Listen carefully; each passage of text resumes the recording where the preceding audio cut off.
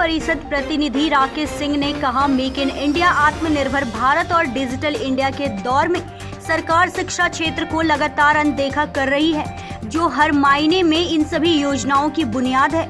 आज के समय में जिस तरह से शिक्षा व्यवस्था बिहार में है, वह किसी भी हद तक संतोषजनक नहीं है। किसी भी राज्य के विकास में शिक्षा का बहुत बड़ा योगदान होता है। हालांकि दशकों में देश की आर्थिक सामाजिक क्षेत्र में कई नीतियां सुधार की गई है, जिसका फलस्वरूप देश में तेजी से विकास दर बढ़ी। लेकिन इतने विकास के बाद भी हमारा बिहार की शिक्षा व्यवस्था की आधारभूत समस्या दूर नहीं की जा सकती है।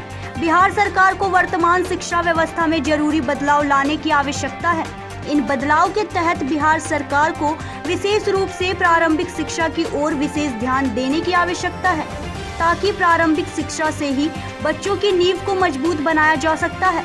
प्रारंभिक शिक्षा की नींव मजबूत करने से ही बच्चे इंजीनियर, मेडिकल, IAS, IPS, वैज्ञानिक आदि क्षेत्रों में अपना भविष्य बना सकेगी।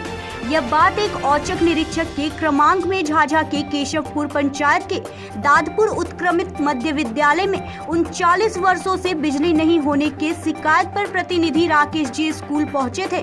वहां मौजूद प्रधानाचार्य श्री सुनील कुमार यादव ने बताया, 2008 से यहां पर प्रधानाचार्य के कार्यभार देख रहे हैं। उन्होंने बताया, 2014 में लोकसभा चुनाव के दरमियान में विभागीय दबाव के कारण बिजली कनेक्शन आनन फानन में दी गई, पर अभी तक यहां पर बिजली की तार जोड़ी नहीं गई, जिसके कारण से बच्चे एवं बच्चों को भीषण गर्मी में भी शिक्षा ग्रहण करने के लिए मजबूर है।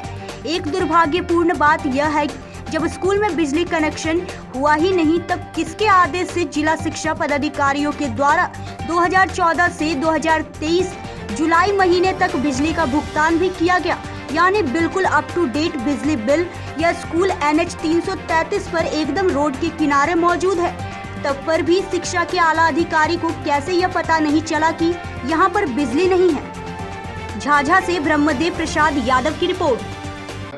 डिजिटल इंडिया के इस युग में पूरे बिहार का जो अर्थव्यवस्था है, शिक्षा पर बहुत ज़्यादा असर करता है। और शिक्षा का आधार सबसे पहले जो होता है वो बुनियादी शिक्षा, प्राथमिक शिक्षा का आधार होता है। और ये देखने को जो हम लोग को मिल रहा है, 39 वर्षों से जो विद्यालय NH 333 पर है, उस विद्यालय में बिजली नहीं पहुंची।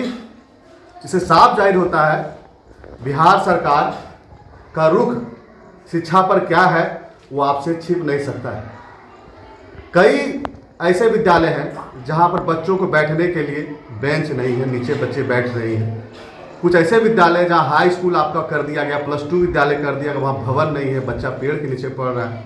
कुछ ऐसे विद्यालय हैं जहाँ 10 या 9 का बच्चा, 250 बच्चा उसमें है, मगर एक दिन भी स्कूल नहीं जाता है, और वह बच्चा 10वीं की परीक्षा में, मैट्रिक की परीक्षा में जाके बैठता है। तो शिक्षा की स्थिति बिहार में क्या होगी आपसे छिपी नहीं है। मैं बिहार सरकार से निवेदन करूँगा कि इस तरह के ढोकसले वादे मत कीजिए, जिससे बिहार की शिक्षा बर्बाद होती है। खास करके देश की पटल में, देश की जो बुनियादी सुविधा जो हम लोग को मिलती है, बुनियादी सुविधा में हमारा बिहार का जो नक्शा है, बिहार की जो शिक्षा है वो खराब होगा। इससे बिहार की बदनामियाँ होंगी। शिक्षा व्यवस्था सुधार की जाए, इसके लिए मैं आप पत्रकार का बहुत बहुत शुक्रगुजार हूँ कि आपने अपना कीमती समय निकाल के दादपुर स्कूल में आने का कष्ट किया। धन्यवाद।